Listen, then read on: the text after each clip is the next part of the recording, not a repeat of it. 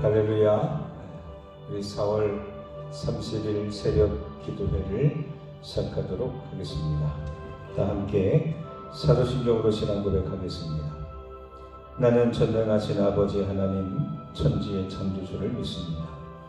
나는 그의 유일하신 아들 우리 주 예수 그리스도를 믿습니다. 그는 성령으로 잉태되어 동정녀 마리아에게서 나시고 본디오 빌라도에게 고난을 받아 십자가에 못 박혀 죽으시고 장사된 지 사흘 만에 죽은 자 가운데서 다시 살아나셨으니 하늘에 오르시어 전능하신 아버지 하나님 우편에 앉아 계시다가 거기로부터 살아있는 자와 죽은 자를 심판하러 오십니다. 나는 성령을 믿으며 거룩한 공교회와 성도의 교제와 죄를 용서받는 것과 몸의 부활과 영생을 믿습니다. 아멘.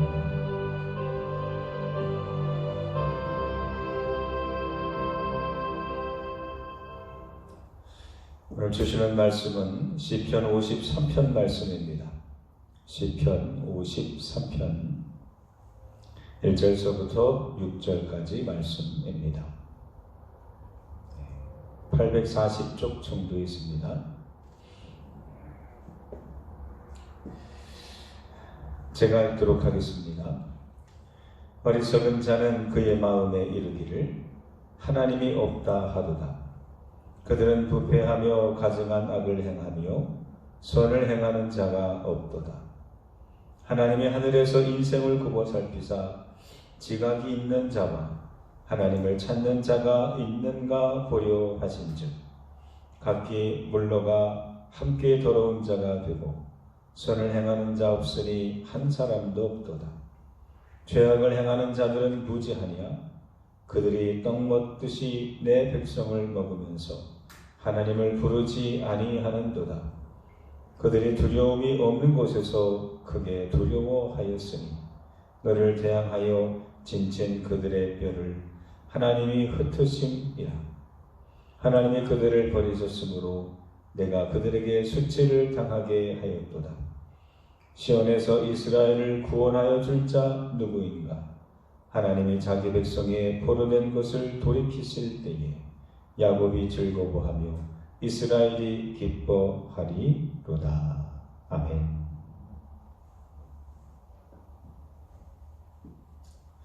오늘 시편 53편은 이렇게 시작합니다.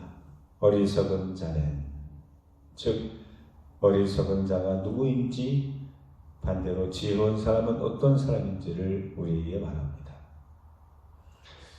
이런 얘기가 있습니다. 어느 동네에 아주 바보라고 놀림을 받는 아주 어린 꼬마가 있었습니다. 그 바보 동생은 특징이 뭐냐 하면 그 동네 형들이 그 동생에게 한쪽은 1,000원짜리, 한쪽은 10원짜리, 이렇게 그 중에서 하나 택하라고 하면 이 바보 동생은 항상 10원짜리를 택하는 겁니다. 그래서 이 바보야 1,000원짜리를 택해야지 하면서 놀리면서 다음에 또 놀리고 또 놀리고 또 놀리는 겁니다. 그 바보의 그 친구가 하도 속이 상하고 그래서 그 친구한테 물었습니다. 야 친구야, 너 왜 바보라고 놀림을 받으면서 그 1,000원짜리를 집어야지 왜 10원짜리를 집냐? 1,000원짜리는 10원짜리에 100배나 되는 거야. 그렇게 설명해 줬더니 그 바보 친구가 뭐라고 대답하면, 야 그거 나도 알아. 1,000원짜리가 10원짜리보다 100배 더 귀하다는 거 알아. 그런데 내가 10원짜리가 아니라 1,000원짜리를 집으면 그 형들이 다시는 이렇게 나를 놀리면서 1,000원짜리, 10원짜리 이렇게 나를 그렇게 시험하지 않지 않겠냐. 내가 10원짜리를 집어야 오늘도 내일도 계속해서 나에게 10원짜리를 쥐라고 그렇게 하지 않겠느냐. 그렇습니다. 그 바보라고 놀리던 그 동네 그 동생은 사실 바보가 아니었습니다. 지혜로웠던 겁니다. 누가 바보요? 누가 어리석은 사람이요? 누가 지혜로운 사람이라고 말할 수 있습니까? 우리는 야, 바보 같다라고 생각했던 그 사람이 나보다 훨씬 더 지혜로울 수 있음을 우리는 깨달아야 합니다.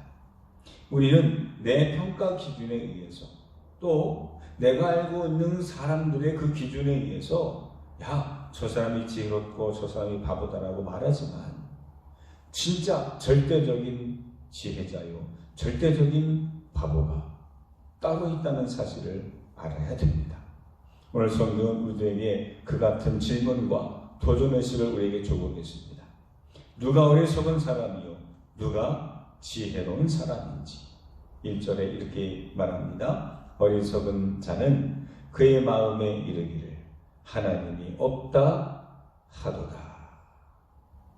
즉 하나님이 세상에 없다라고 믿는 사람들, 즉 무신론자입니다. 세상에는 하나님이 없어 라고 말하는 사람입니다. 근데 이들의 특징이 있습니다. 하나님이 없다라고 생각하고 그렇게 철저하게 믿는 사람들은 1절에 후반절에 보니까 그들은 부패하며 가증한 악을 행하며 선을 행하는 자가 없도다. 즉 하나님을 알지 못하기 때문에, 하나님을 인정하지 못하기 때문에 여기서 말한 선이란 무엇입니까? 하나님의 뜻을 아는 겁니다. 도덕적으로, 윤리적으로, 그리고 세상의 정의가 아니라 하나님의 정의, 하나님의 뜻을 아는 것이라는 겁니다. 그러므로 하나님이 없다라고 믿는 사람들은 하나님의 뜻을 행함이 없죠.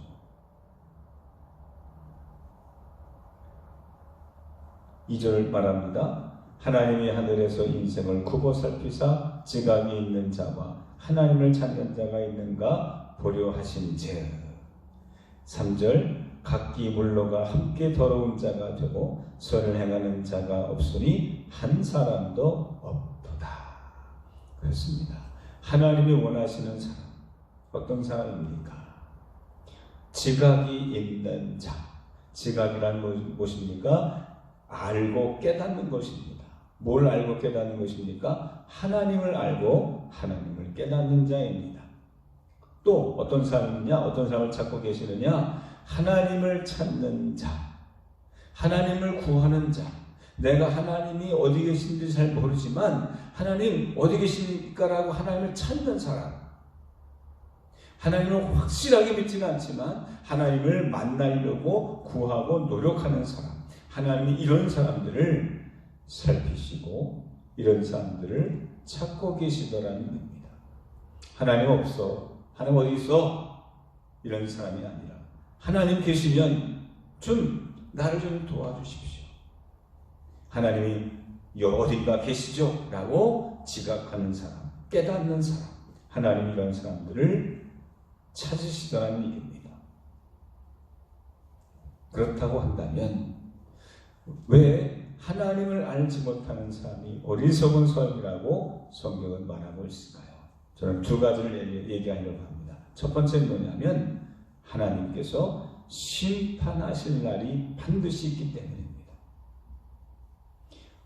알곡과 가라지가 함께 자라는 것 같지만 처음에 가라지가 삐죽삐죽 나온다고 해서 그걸 다 뽑지 않습니다. 왜? 가라지를 뽑으려다가 자칫 잘못하게 되면 알곡마저도 같이 뽑을 수 있으니까.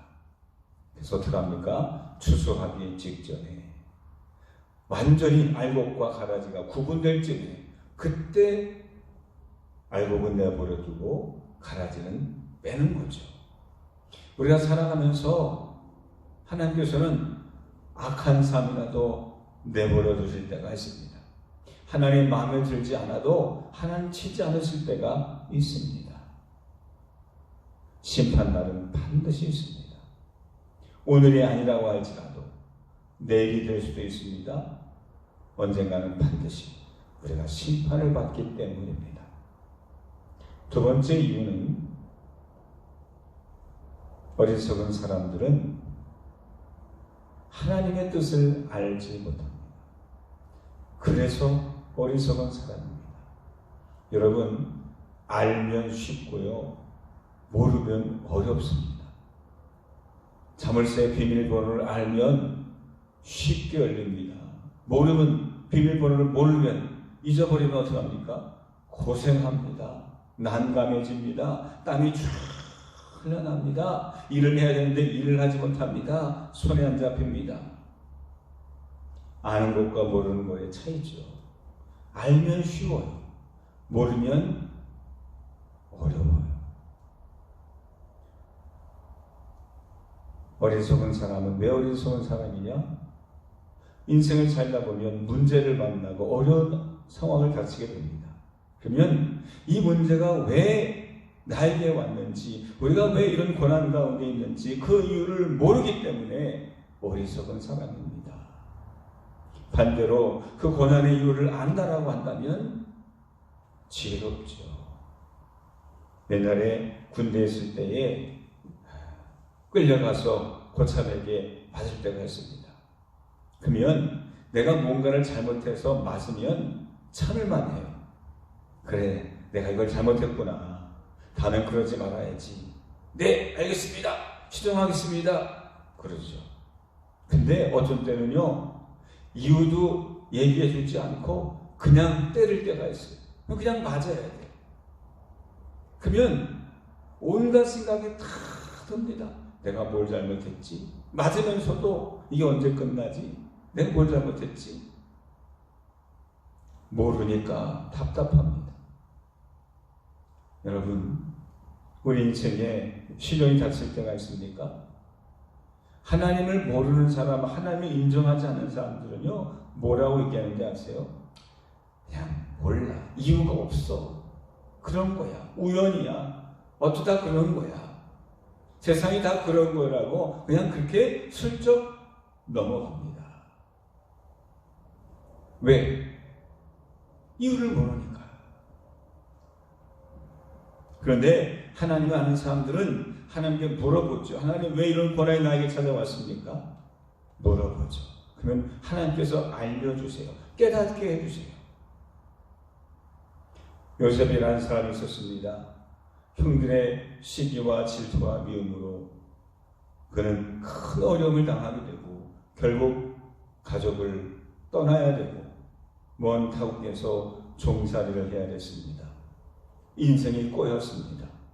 아버지에게 귀염을 독차지했던 이 아들이 이제는 노예 신세가 되어버렸습니다. 그런데 그가 17년 만에 성공했습니다. 남들은 자수성가했다고 얘기하지만 요셉은 달랐습니다. 나중에 자기 자신을 팔았던 형제들을 만납니다. 형들은 겁먹었을 때 요셉은 이렇게 위로합니다. 걱정하지 마십시오. 하나님께서 우리 모두를 살리시기 위해서 나를 먼저 애굽에 보내신 겁니다. 이때를 위해서, 이 7년의 흉년을 이겨나가기 위해서 나를 먼저 애굽으로 파송한 겁니다. 그래서 나로 총리 대신에까지 이르러서 우리 가족들을 다 초청하게 하심으로 우리 모두 가족들이 다 살게 하시기 위해서 나를 이 고생시키신 것입니다. 그렇습니다. 고난을 당하는 자세가 달라집니다. 우리는 하나님을 알지 못할 때 이 고난의 원인을 제공한 사람이 누군가, 원인 제공자에게 온갖 비난의 화살을 쏟아붓죠. 너 때문이야. 너만 안 했으면. 그러죠. 신종 코로나 바이러스 31번 환자 때문에 우리가 이런 개고생을 하는 거야? 아니죠. 그 31번 환자가 당신이 될 수 있고 내가 될 수 있고 누구나 다 될 수 있는 거예요. 문제를 그렇게 해석하면 안 됩니다. 고난을 만날 때에 이건 누구 때문이냐라고 그냥 어쩌다 이렇게 되는 거라고 이게 음모론에 빠지게 되고 그러면 안 되는 거예요. 하나님을 믿는 사람들은 하나님께 물어봐야 돼요. 기도해야 돼요. 이 고난을 왜 주시는지, 이 고난을 통해서 우리에게 정말로 하나님께서 베푸시고자 하는 하나님의 은혜와 축복은 무엇인지 물어보셔야 돼요. 하나님이 계시니까 물어보는 거죠. 자연주의가 아닙니다. 요행이 아닙니다. 하나님이 하시는 일은 반드시 목적이 있습니다. 이유가 있습니다. 왜 이 일을 주셨는지, 왜 이런 고난을 주셨는지. 여러분, 우리가 어쩌다 이 땅에 태어났습니까? 아닙니다. 하나님이 어떤 특별한 사명과 그런 목적을 우리에게 주셨어요. 여러분, 군대 가게 되면요, 군인들이 다 그 임무, 자기의 지침서를 갖고 있습니다. 나는 전쟁 나면 무슨 어떻게 싸우는지, 역할은 뭔지가 분명히 알죠. 저는 1소대 1분대 7번 소총수였어요. 내 역할은 소총으로 나 싸우는 거죠. 어떤 사람들은요, 기관총을 드는 사람도 있어요. 어떤 사람들은요, 그 박격포를 드는 사람도 있어요. 어떤 사람들은요, 박격포에 늘 그 포탄을 들고 다니는 사람이 있어요. 어떤 사람들은요, 다치면 고쳐주는 의무병들이 있어요. 어떤 사람들은요, 짐을 나누는 운전수가 있어요. 다 목적이 있죠. 그렇습니다. 하나님께서 우리를 이 땅에 보내실 때는 목적이 있어요. 그 목적을 두고 우리를 창조하신 하나님께서 우리에게 고난을 주시고 환난을 주시는데 목적이 없으시겠습니까? 괜히 고생하시겠습니까? 이유가 있죠. 그 이유를 알고 고난을 당하면 감당할 수 있어요. 아, 이거는 이렇기 때문에 나에게 고난을 주시는구나. 그럼 내가 이렇게 하면 되겠구나. 깨달음이 옵니다. 그런데 이유를 모르면 방법이 없어요. 대책이 없어요. 이제 말씀을 정리합니다. 전 여러분들이 어리석은 자가 되지 않기를 소망합니다. 하나님을 알고 하나님께서 목적을 주시고 나를 창조하시고 나의 인생에 개입하고 계시는 하나님이심을 인정하고 고백하는 지혜로운 자 되시기를 주님 이름으로 축원합니다. 많이 배워서가 아닙니다. 하나님을 인정하고 하나님 앞에 기도하고 하나님을 찾아 노력할 때에 하나님 여러분들을 지혜롭다 칭하시고 여러분들에게 세상 사람들이 알지 못하는 놀라운 하늘의 비밀과 여러분들 삶 가운데 두신 하나님의 계획하심이 무엇인지를 깨닫게 하실 줄로 믿습니다. 오늘도 지혜로운 하루가 되시기를 소망합니다. 기도하겠습니다. 은혜로우신 아버지 하나님 감사합니다. 오늘도 어리석은 자가 되지 않게 하시고 지혜로운 자가 될 수 있도록 도와 주옵소서. 하나님께서 오늘도 우리 삶 가운데 개입하여 주셔서 오늘도 하나님의 영광을 위해서 사는 자가 되게 하시고 우리를 통해서 역사하시는 하나님의 손길이 무엇인지를 깨닫고 오늘도 하나님을 인정하는 지혜의 하루가 되게 하여 주옵소서. 예수님 이름으로 기도합니다. 아멘. 하늘에 계신 우리 아버지 이름을 거룩하게 하시며 아버지의 나라가 오게 하시며 아버지 뜻이 하늘에서와 같이 땅에서도 이루어지게 하소서. 오늘 우리에게 일용할 양식을 주시고 우리가 우리에게 잘못한 사람을 용서하여 준 것 같이 우리 죄를 용서하여 주시고 우리를 시험에 빠지지 않게 하시고 악에서 구하소서. 나라와 권능과 영광이 영원히 아버지의 것입니다. 아멘.